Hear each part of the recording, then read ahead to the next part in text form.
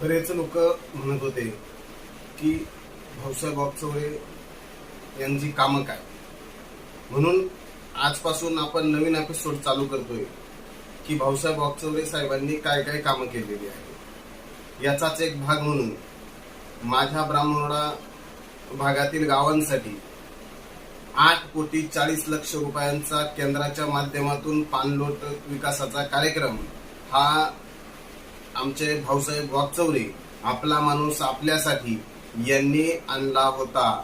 यामध्ये ब्राह्मणवाडा, जांभळे, काळेवाडी, बदगी, चैतन्यपूर, बेलापूर आणि जाचकवाडी या गावांचा समावेश होता.